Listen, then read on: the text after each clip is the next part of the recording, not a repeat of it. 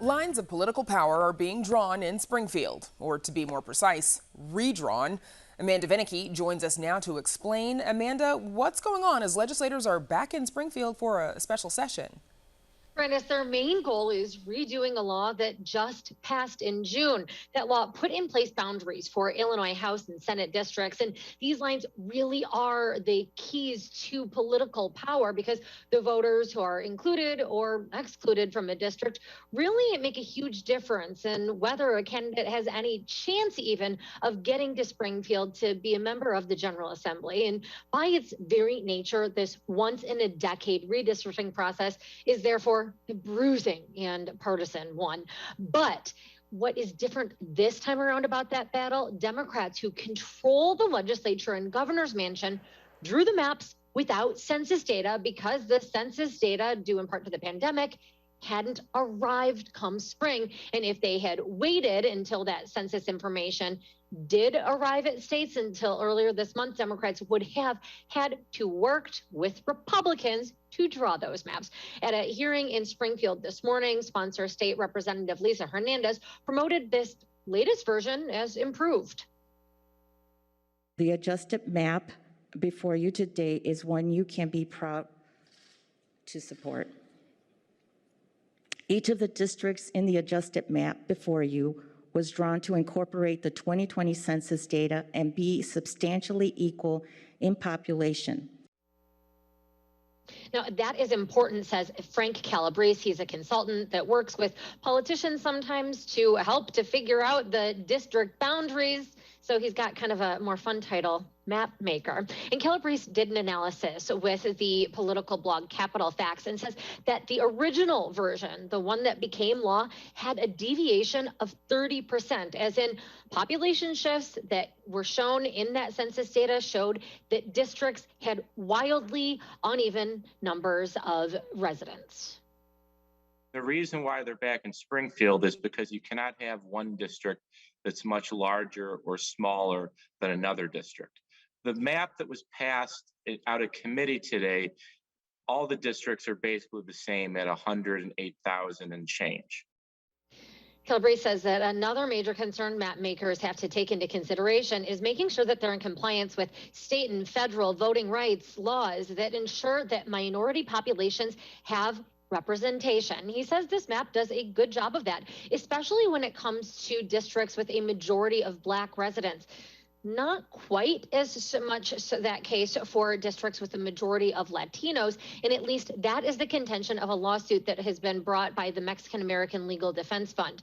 Now, asked repeatedly what changed between the first version of the maps and the one that's up for debate now, Hernandez struggled to give a definitive answer. What I can tell you is that that feedback, I mean, there was some adjustments made. It might not be what everything that they would want, but definitely there was some consideration and some adjustment that took place. Even as she's saying that adjustments were made in light of consideration of feedback from community groups, they say they didn't have chance to weigh in. This latest version wasn't introduced until mid-morning. At a hearing just after the proposals released, community activist Reverend Robin Hood pleaded with legislators to make the proposed map available to the public for review at least 30 days before voting on it. We asking the General Assembly to slow this process down so that the community can accurately engage in what's best for the district, because some of these districts are going to see painful resources just leave their districts. Instead of 30 days, he got 20 minutes to review it, leading Republicans to continue their assertions that the whole process is a sham. It just continues the farce that has been this entire process through redistricting. So we just continue the charade that we've seen all year long. And not just Republicans there, the group Common Cause boycotted participating in a redistricting hearing, calling the process mishandled and created to ensure as little public as possible with the veneer of public access with a series of hearings. It's shameful, and our organization refuses to add any legitimacy to such an undemocratic process, Common Cause leader Jay Young said in a statement. Now, likewise, leaders of the Muslim and Middle Eastern community are sure to be disappointed after an active effort to be drawn into districts where their community could have power as a voting bloc.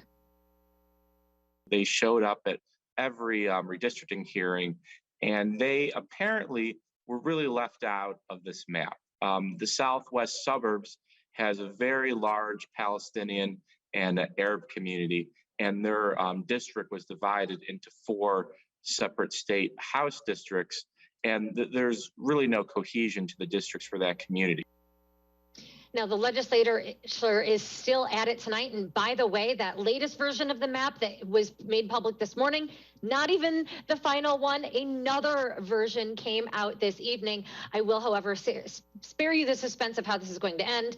You are going to have Democrats in the General Assembly pass it, and then Governor Pritzker sure to sign it, even though that means he will once again be breaking a campaign promise to veto any partisan drawn map. But really, then, this is going to be a matter that is tossed to the courts. Brenda, back to you. Okay, Amanda, thank you.